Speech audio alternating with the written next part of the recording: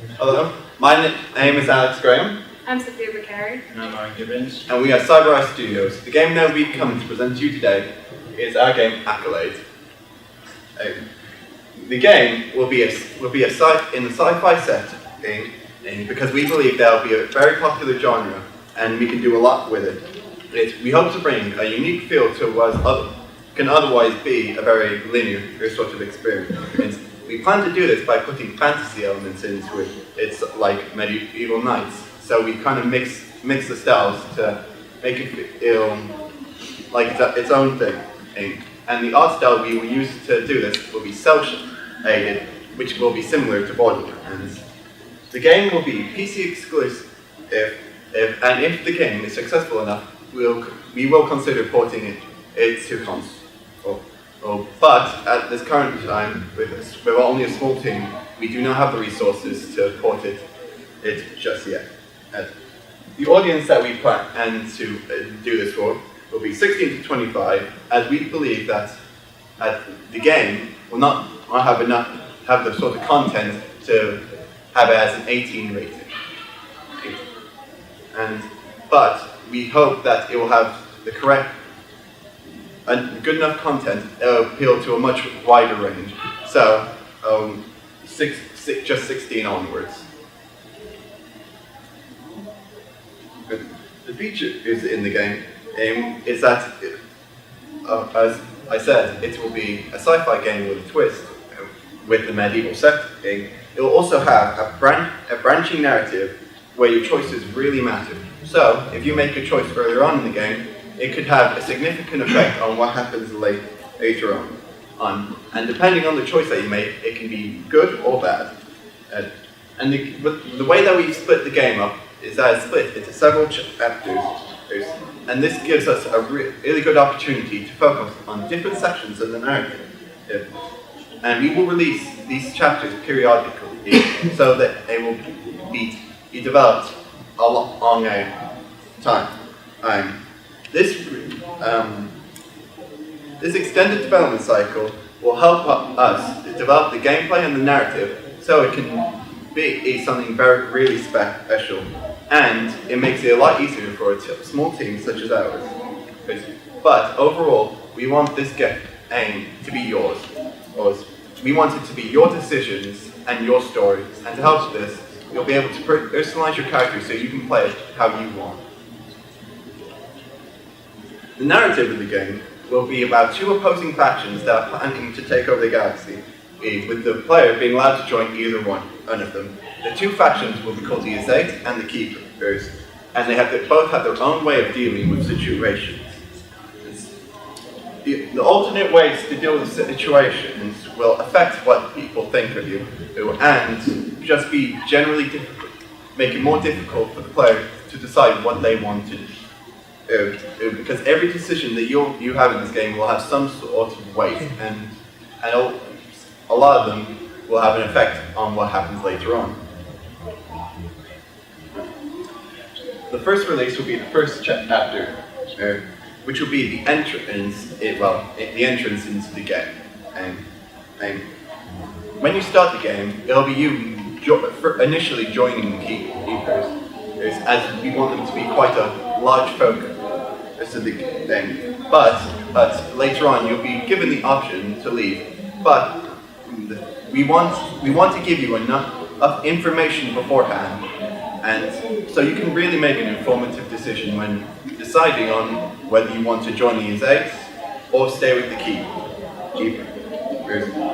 But most of all, we want you to engage with the characters. We feel like engaging with the characters is really what will drive your decision. And so there will be plenty of opportunities for you to meet the characters in our game, so you really feel all of them, and it'll help you decide what you want to do. Since the majority of our first chapter will focus on the Keepers, here's a bit of information about them. We wanted them to feel unique and recognizable. And as I said, they are similar to medieval knights, but with a sci-fi twist. So their hierarchy and their ideals are similar to that of a medieval See? So they believe in honor and justice, but at the same time, they are dedicated to themselves. So if there's a decision to make which will have a negative effect on them, even if it is for the greater good of others, they will still want you to help them no matter what.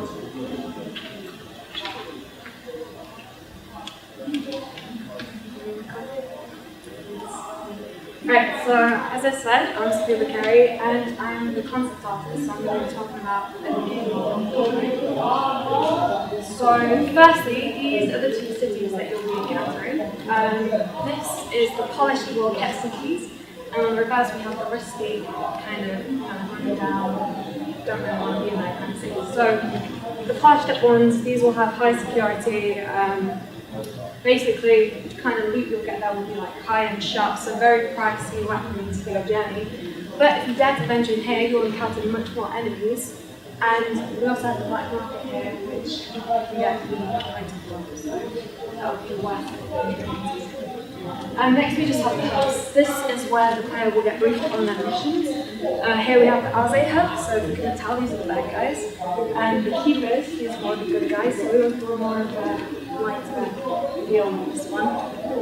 And here we have the faction bases. Again, Arze, quite dark, powerful, like pretty and then here we have like the keepers, kind of majestic, keeping more in tone with the more medieval theme, whereas you can see the Arze are more futuristic. The controls for the games are similar to other PC games with typical way to expect. W, A, S, and D keys being the movement controls, spacebar being the jumping and so on. Having a control similar to other games, you've developed a similar control system, familiar control system to use, assuming you have a space in your games. No prior experience is present, they actually still provide a easy way to learn. Controls allow the player to make the character perform certain actions, movements, and interactions. Examples that come to mind include walking, running, crouching, jumping, using wedges, performing actions, and attacking enemies. It must also be included in the controls as it is useful for the camera control and action keys. The equivalent will also be found on the keyboard. It's made massive present. It's not working for replacing the first multi-use. Character customization.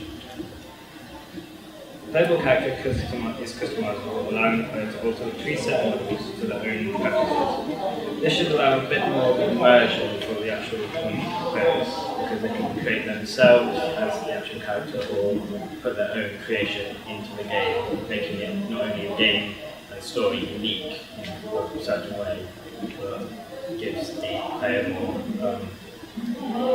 connects more with the actual character and main character as they've created it themselves. The customization choices will also extend beyond the character creation, and this will be displayed by different items, power-ups, weaponry, and decisions the player will utilise throughout the game. Every choice in the game, either through the Keeper's or Rosé campaigns, will have an impact on the story, varying between major and minor. This will help with the development of the character by allowing for people to choose how NPCs perceive them through their actions. Use of armor, weaponry, and unique abilities to provide a unique gameplay experience, and this can help with tactics that they would use, for example, team player with fellow soldiers, or lone wolf as if you go it alone, or you sneak past, or just go gun blanking. The idea behind having a customizable character instead of a preset one is to potentially increase the immersion of the player, as it can place their own creation into the story and therefore making the story slightly different from each character. I'm going to be talking about the interface. So first we have like a maps that game, then there's also more navigation maps and then design. So basically what I'm showing you is stuff that I've all designed. This is basically just the in-game menu. We wanted it to appear before you, so you've got a maps to do. And next we have world navigation maps. So I showed you the hubs earlier, these are the main ships. Basically, I wanted a kind of effect where it will open up 3D before you, like a pop-up book on your little screen, to kind of gain that immersion stuff. Next we have the HUD. So basically, at the top you have the enemy, when you hover over an enemy, you can't see it, but the cursor is actually over an enemy, so it's displaying what it is. You've got your ammo in blue, shield in yellow, and health in yellow. These are important because these next designs I'll show you make sense. So there's bullets that are around here, and this happens when your health is low. And the character will make noises, it's an indication, so you know what to do. So basically, you're supposed to take cover when this happens. Next, we have if your shield is depleted. So hearing the shield shatter, you can then make a decision on where you're going to go with this next. So you'd either want to wait for it to regenerate or go on a little bit of health. While certain requirements will be essential for running the game on any computer system, this includes free memory on the hard drive or other forms of data storage, a decent enough CPU to run the game without much, if any, risk required, and a graphics card that can handle running million graphics in a million 40 per second. We gained an insight into some of the requirements that we needed by researching games with a similar genre / structure, for example, episodic games that branch through continue story through the game. The list of the games that we use includes Walking Dead, The Wolf Among Us, Tales from the Borderlands, and so on. All the games I've just mentioned were created by Turtle Games. We researched them because they follow a similar path to what we're aiming for with an episodic game that focuses on both the excitement and action of gameplay, fighting in battles, and storytelling. We're placing the minimum requirements on essential bits of equipment because we want the game to be played as we intended it to be. It wouldn't be good for the game if the audience complained about lack of quality of gameplay. Having a list of minimum requirements should hopefully prevent the situation from happening and help the audience get activated without the problems. So basically what bonus content do we have? Well, we've got the aspects of what episodes to come. So not only are you buying into the first episode of Accolade, but if this is successful, then we'll be releasing more episodes as a continuation of the story that we have. New areas of the game are unlocked. Well, we kind of thought of this as we're creating the next episode. You could also have some DLCs that unlock new areas, which could be an interesting thing to keep the players wanting to carry on playing whilst they're waiting for the next release. Unique items, as I said, in the cities, you can find different items in different cities, as well as other abandoned areas. There are also unique items to find. We're also thinking about giving out a start pack to make early players of the game feel more OP and want to continue in their adventure straight away, feeling like a god. Unlockable abilities. We have certain abilities in the game that are unlockable, which you can use to your advantage in your own style of gameplay. Right. For market research, we want to get an understanding of how popular a game would be. To do this, we looked at games of similar aspects and checked their PC sales alongside their total sales. As from the graph, you can see the most popular game for PC is Half-Life 2, which was a PC exclusive similar to ours. As for the game that's released on both PC and console, you can see they take around a third of sales, which should be right, as it is across several platforms. The number is a bit lower for Best Victory due to it only available for PC from certain retailers, which is lower sales figures. And as you can see, the most popular on this would be the game Destiny, which is a console-exclusive game. A lot of the ideas behind the game are comparable to ours, which means that the game reaches enough sales. We really have enough potential to release on console at a later date. When searching for games that would give us an idea of our sales, we also had to take into consideration games that would take away from our sales. In the same year of our planned release, we found out there was 2 possible games that could retract from sales, and that would be Deus Ex Mankind Divided and Mass Effect Andromeda. This is due to them already being established franchises, which means they were already having an established fan base. And so we decided that there is a potential that we do not want to compete with these games, and so we will push back the release date a little bit to help boost sales, as we don't want to compete with these other bigger games. Okay. So development. Pre-production has already been done just We started that from week 1 to week 15. Week 11, we've already started production. So we've got a prototype of the game ready, and it's pretty much going to be perfected and ready for use. But if you want to take this on for our first release.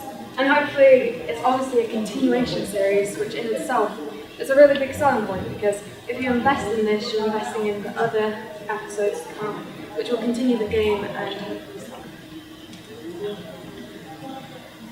Accolade is a game concept that came up with after testing multiple ideas involving different genres and plots. Our goals for this game are to provide a game experience that hasn't been previously built upon. And for this reason, we've taken two genres, medieval knights and sci-fi, and mashed them together to create Accolade. As a result, we've created a storyline that fits in with both the sci-fi genre, the theme of medieval knights, and the optional choices of the game, providing a unique experience in the storyline. As shown previously, we have done research into both market and implementation of the working phase. This does actually provide us with information to make the game possible concept to increase the likelihood of success. The information gathered can also help compare our game concepts to previously developed franchises to gauge the popularity of the development tools. We have all come to the end of the presentation. Thank you for listening. Visit any questions. I also have a point to make. If you want to look at our Gantt charts over there, we also have a contingency plan should anything go wrong, and we've also got some concept art, so Thank you all very much.